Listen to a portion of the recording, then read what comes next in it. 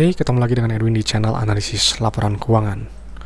Untuk kali ini saya bahas saham Indo Resources MIO, ya MIO 2026 Q1.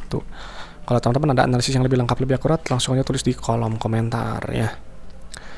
Oke, ya untuk MIO di sini kita lihat untuk reward bagian dividennya ini bagusnya seperti ini ya. Ada dividen, artinya ada nilai tambah untuk pemegang sahamnya ya. Perusahaan yang bagi dividen itu adalah perusahaan yang memang sudah terbukti profit dari bisnisnya dan juga punya kondisi keuangan yang sehat. Jadi yang seperti ini ya layak untuk dilihat lebih lanjut ya.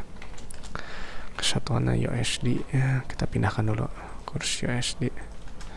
Oke, langsung ke kas tara kasnya dulu ya. Ini adalah jumlah uang yang ada dalam dompet perusahaan.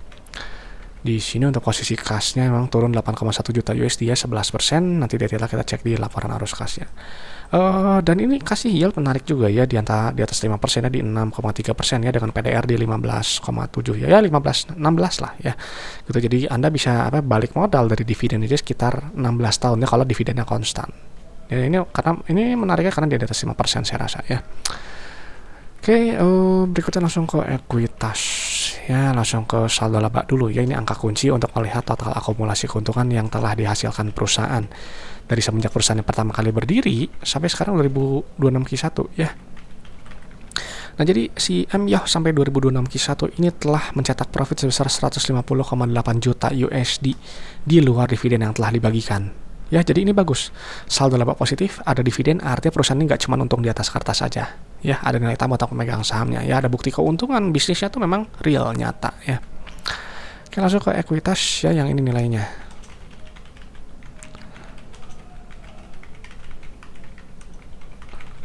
Oke, di sini untuk rasio saldo laba terhadap modal di 4,4, artinya MIO ini telah profit sebesar 4,4 kali modal awalnya ya.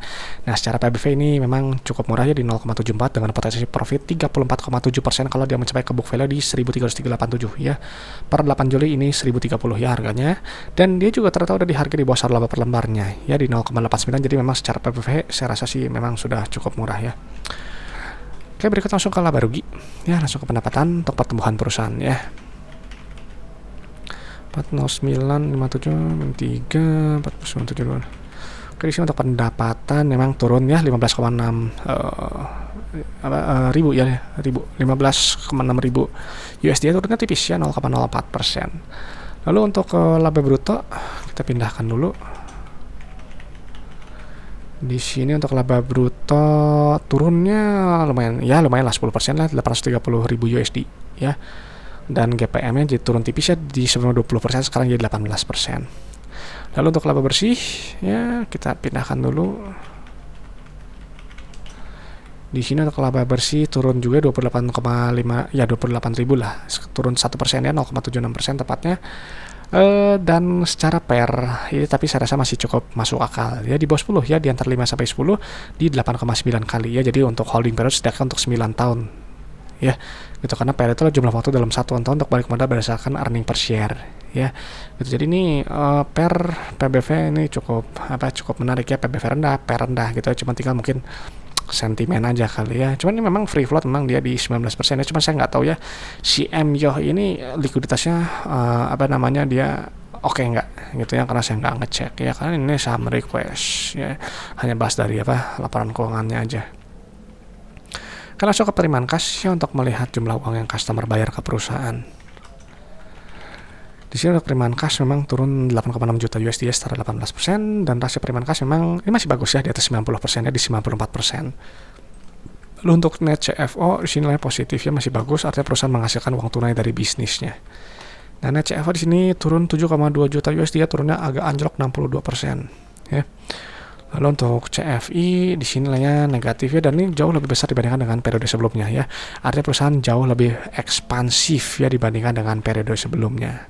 Tuh, perolehan aset atas properti investasi ya, gitu. Jadi memang nggak disebutkan di CALK-nya, cuman ya saya sih baca sahamnya aja, jadi ya jauh lebih ekspansif lah, simpelnya seperti itu. Nah, untuk pendanaan di sini nilai positif, artinya perusahaan mengambil pinjaman ya. Kalau negatif seperti ini ya pelunasan, tuh ambil pinjaman ya, pinjaman dari pihak ketiga ya. Nah, jadi untuk pola arus kasnya di sini memang fokusnya ke ekspansi usaha ya. Ekspansi ini dibiayai oleh CFO, pinjaman ke bank, dan juga uang di dalam dompet ya, maka ada peran kas tara kas gitu. Yang kalau sebelum ini sehat ya, sekarang sih masih oke lah ya, cuman perlu dipantau, dilihat lagi di kuartal-kuartal berikutnya. Berikutnya sekarang ke likuiditas dan solvensi. Ya, kita naik lagi, kita ke atas dulu, set launcher. 25.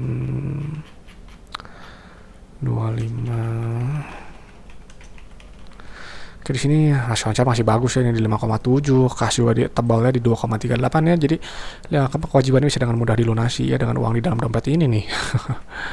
Untuk long term debt-nya, pembiayaan konsumen, pinjaman bank, ambil 2 ini aja ya. Ya, ambil 2 aja, sisanya saya rasa enggak ini. 6343 plus. Jadi sini tuh kas totalnya masih bagus ya di 9 kali ya. Jadi bisa dengan mudah dilunasi nih utang ke banknya ya, katakanlah seperti itu ya, atau pembiayaan konsumen yang dengan bunganya ini ya. Likuiditas jadi ini kuat. Untuk liabilitas pindahkan dulu, biar masih aman di 0,2 ya. Untuk long term debt-nya ada utang pembiayaan konsumen, pinjaman bank cuma 2 aja saya rasa ya.